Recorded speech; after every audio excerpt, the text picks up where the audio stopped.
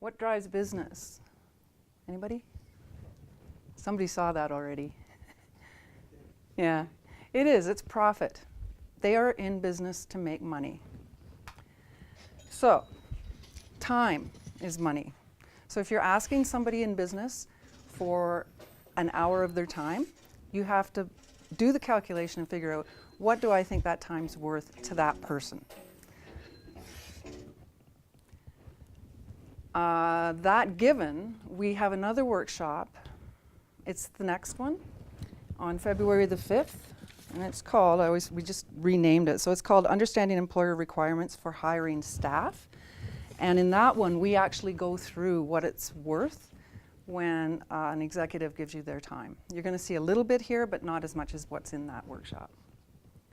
So, some of the challenges that business face, bottom line issues, obviously. Like I said, time is money. This is something I say to students all the time, and they look at me like, I got a lot of time and I have no money. But you have to start to think of your time as money. Even your time, when you're in a 1-hour meeting with that executive, is costing you.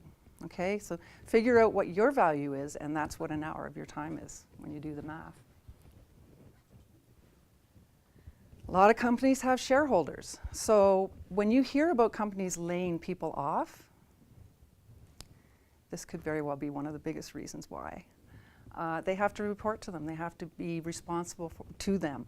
And sorry, but if it means that they have to lay somebody off to do that, then they have to lay somebody off to do that. Maybe one day you'll be a shareholder if you're not already. And you'll understand that. So they have to be accountable to these people. The hiring challenges, and I like to point out this one, the 38.9%, the right candidate is not available. So if you understand the costs of hiring, and again, that's in the next workshop on February the 5th, it will be videotaped as well. But if you understand those costs, then you have a better idea when you make that application, whether it be by cover letter and resume, or my favorite, informational interviews. If they're not hiring you, it's because you're not the right candidate. Okay, because it costs, again, to find that person and keep them. Problem employees, they're out there. Trust me, I've seen them, I've worked with them. Genius at rest. And then overcoming all of these problems. So these are the costs that are related to the business. How did you get a job? Anybody here worked? Okay. Here in Canada? Good. Where? We own our own company. Family business? No, 3 friends. 3 friends. Good for you. Are you connected with, I think it's Innovate Calgary? No. No? We're in Because business school. We have a consultant company. yeah, that's great. So you formed that business, or were your friends already in it and then you joined? No, we formed all together. That's awesome. That's really rare. I don't see that a lot, so it's really good to hear. Who else? In Canada did you work? Nothing Canada. Okay, anybody else in Canada? Just summer jobs, Okay. various things. How did you get it? Well, some of them you go in and you do have to do a form application. Some of them it is an interview type process. But How did you find out about it?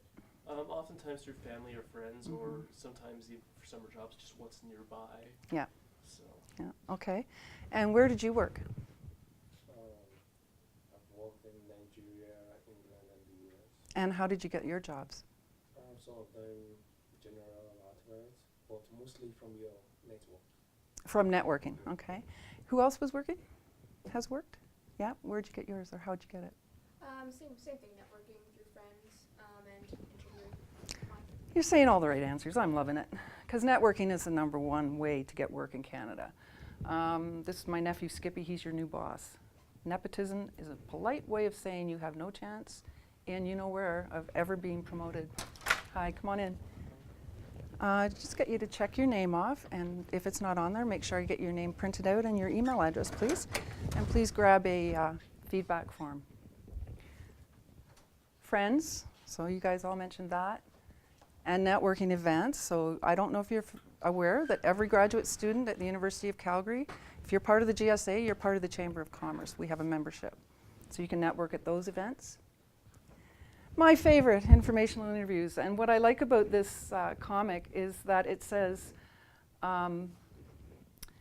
your first Your teacher first got you interested in exploring, and that's what informational interviews are, is exploring what your options are.